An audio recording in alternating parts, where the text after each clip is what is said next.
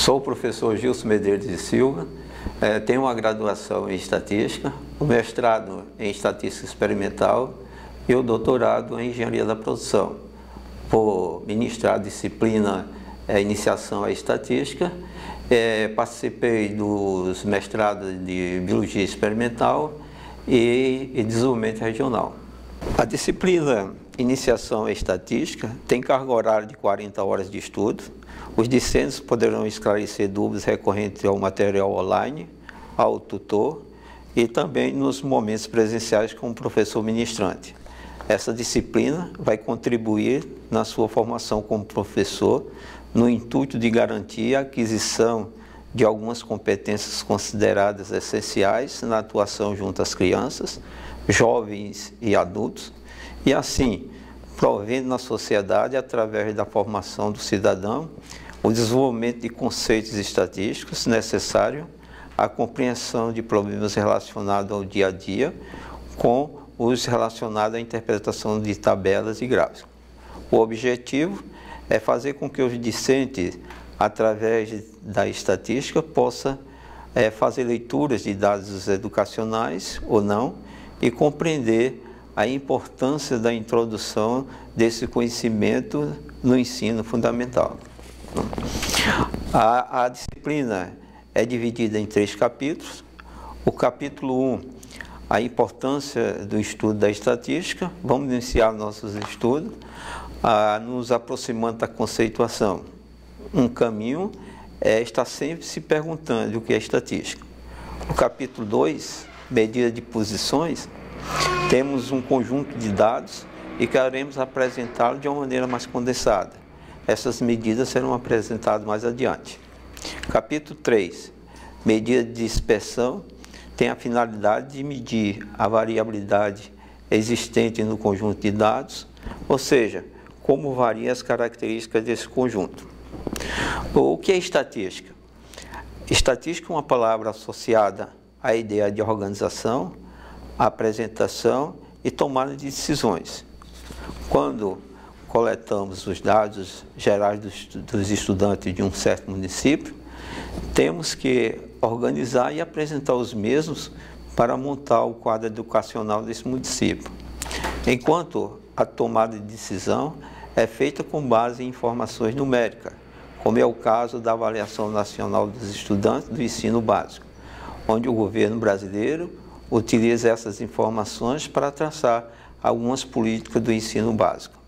Assim, os profissionais de nossa época, tais como os administradores executivos, pesquisadores ou professores, devem conhecer os fundamentos da estatística para tomar decisões conscientes quando tiverem à sua disposição informações numéricas, ou melhor dizendo, dados estatísticos. A divisão da estatística, a maioria dos autores divide a estatística em 3 ramos, ou seja, a estatística descritiva, probabilidade e inferência. A estatística descritiva, ou análise de dados, são métodos que envolvem a coleta, a apuração, a apresentação e a caracterização de um conjunto de dados, de modo a descrever apropriadamente as variáveis, as várias características desse conjunto. Probabilidade é a teoria matemática utilizada para se estudar a incerteza oriundo de fenômenos de caráter aleatório. A inferência estatística é o estudo de técnicas que possibilitem a extrapolação a um grande conjunto de dados das informações e conclusões obtidas a partir de um subconjunto de valores, usualmente de dimensão muito menor. O escopo da disciplina é a estatística descritiva,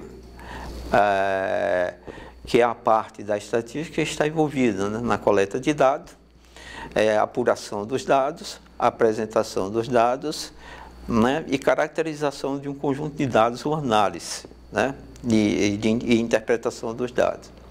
A coleta dos dados é a fase operacional que faz o registro sistemático dos dados com um objetivo determinado. A apuração dos dados, ou sumarização, consiste em resumir os dados através de uma contagem e agrupamento. A apresentação é a fase que mostramos os resultados obtidos na coleta e na organização. A apresentação se dá através de tabelas e gráficos. A caracterização de um conjunto de dados, ou análise e interpretação dos dados, é a fase mais importante e também a mais delicada, pois é nessa que fazemos a análise e interpretação dos dados.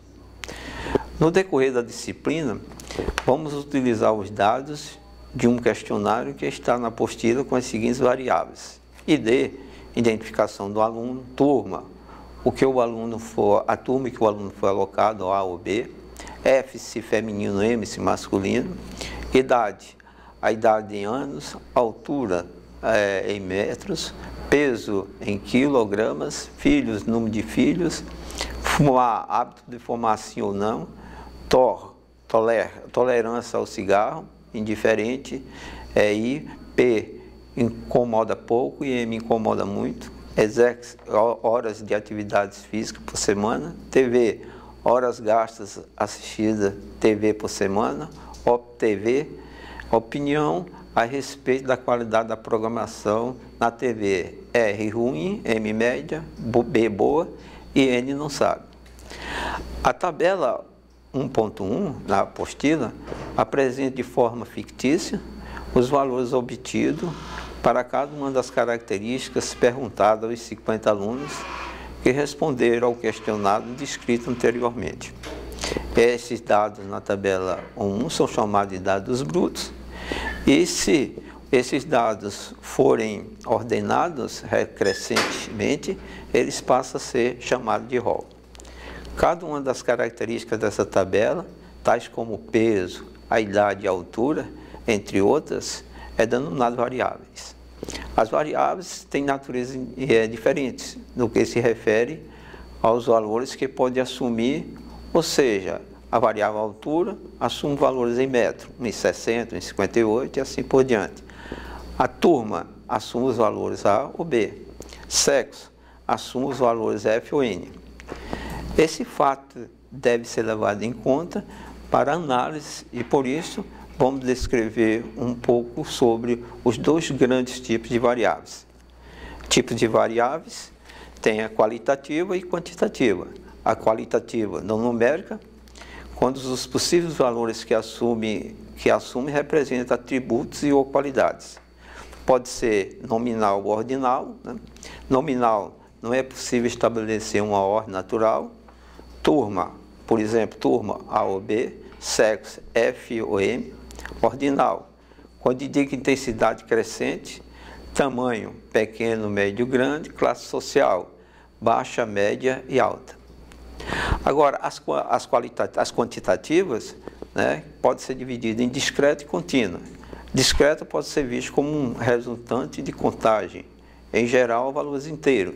Número de irmãos, 1, 0, 1, 2, 3, etc. Número de alunos por turma, 10, 20, etc. E contínua, assume valores de números reais. Altura 1,60, 1,80, peso 60,5, 49,2. Vamos voltar a pensar sobre a tabela de dados brutos anteriormente descrita. Podemos verificar a dificuldade de estabelecermos uma interpretação prática das variáveis ali disponíveis. Assim construiremos, a partir dessas tabelas, novas tabelas, com informações mais resumidas para cada variável. Denominamos cada uma dessas tabelas como séries estatísticas e tabela de frequência, porém vamos a seguir esclarecer as diferenças entre população e amostra, quando se está aplicando um questionário ou coletando informações. População, que sempre é denominada com N grande, é um conjunto de todos os elementos relativos a um determinado fenômeno que possui pelo menos uma característica comum. Ela pode ser finita ou infinita. A amostra, que sempre é representada por um N minúsculo, é um subconjunto da população e deve ser considerada finita. Deve ser selecionada seguindo certas regras e deve ser representativa, de modo que ela represente todas as características da população como se fosse uma fotografia dessa. Tipos de amostras. Amostras casual simples é o processo mais elementar e frequentemente mais utilizado. Todos os elementos da população têm igual probabilidade de ser escolhido. Para uma população finita, o processo deve ser sem reposição. Todos os elementos da população devem ser numerados.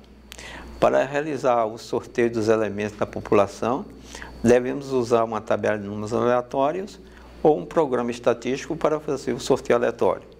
O Excel, por exemplo, tem duas funções que podem ser utilizadas. A amostra sistemática trata-se de uma variação da amostragem casual simples, conveniente quando a população está naturalmente ordenada, como ficha, um fichário, lista telefônica, etc. A amostra estratificada é um processo de amostragem usada quando nós nos deparamos com populações heterogêneas, na qual pode-se distinguir subpopulações mais ou menos homogêneas, denominadas estratos. Após a determinação dos estratos, seleciona-se uma amostra aleatória de cada subpopulação, extrato. Tipos de variáveis que podem ser usadas para estratificação: idade, classe social, sexo, profissão, salários, procedência e outras. Na apresentação dos dados em forma de tabela, temos as seguintes séries estatísticas. Série temporal cronológica é a série onde a variável é o tempo, permanecendo constante o fato e o local. Série geográficas ou territorial é a série onde a variável é o local, permanecendo constante a época e o fato. Séries especificativas ou qualitativas é a série onde a variável é o fato, permanecendo constante a época e o local. Já as distribuições de frequência é o tipo de série estatística na qual permanece constante o fato, o local e a época. Os dados são colocados em classes pré-estabelecidas, registrando a frequência de ocorrência. Uma distribuição de frequência pode ser classificada em discreta ou contínua, que pode ser chamada de intervalada. Temos as seguintes frequências que são associadas à distribuição de frequência. Frequência absoluta ou frequência, que é denotado por F, é o número de vezes que cada dado aparece. Frequência relativa ou percentual é o quociente da frequência absoluta pelo número total de dados. Frequência acumulada é utilizada quando temos valores que possuem ordenação natural, qualitativa, ordinais ou quantitativa em geral, e ela se refere à frequência obtida pela soma das frequências de todos os valores das variáveis menores ou igual ao valor considerado. Sua utilidade é ajudar a estabelecer um ponto de corte a uma determinada frequência com os valores da variável. Podemos observar que 0,90 ou 90%, dos alunos têm idade até 21 anos. De fato, até 22, uma vez que este valor tem frequência zero. Ao consultar a tabela em 0,96, podemos afirmar que 96% dos alunos têm idade igual até 24 anos. Esse tipo de tabela em frequência é utilizado quando a variável é discreta. Para a distribuição por frequência para a variável contínua, iremos agora partir para a variável peso, que é classificado como uma variável quantitativa contínua, e assim seus valores devem ser agrupados em classes ou faixas de valores, de preferência de tamanho igual e a construção das frequências se dá contando o número de valores em cada classe.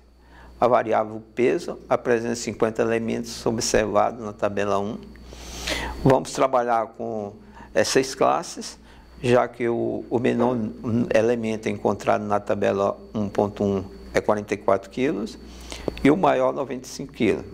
Então, as classes iniciam-se em 40 kg e terminam em 100 kg. E ajustamos as mesmas de 10 em 10. Esse ajuste denominamos de amplitude e, neste caso, incluímos o valor inferior na tabela. A tabela de 4.1, né? Tabela de frequência para variável de peso. Você tem peso, quilo, de 40 a 50, 50 a 60, 60 a 70, 70 a 80, 80 a 90, 90 a 100 e suas respectivas frequências. Ao observar a leitura da classe de 40 a 50, devemos olhar que a mesma não inclui os valores com peso igual a 50. Existem situações em que a variável é por natureza discreta, mas o conjunto de possíveis valores é muito grande.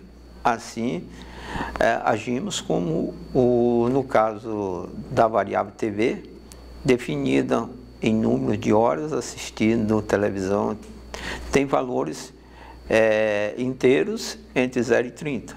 E uma tabela apresentando seus valores e respectiva frequência seria muito extensa e pouco prática. Aí temos a tabela 1.5, né? De TV, de 0 até 6, 6 a 12, 12 a 18, 18 a 24 e 24 a 36. Temos 5 classes que escolhemos uma amplitude de 6, pois a mesa permite incluir todos os valores dos 50 alunos. Ao escolhermos a classe 18 a 24, temos uma frequência de 4 alunos, temos uma frequência relativa de 0,088%, temos uma frequência acumulada de 0,92% dos alunos. Assiste à TV até 24 horas por semana, excluindo as 24 horas. No próximo módulo, vamos iniciar com uma representação gráfica.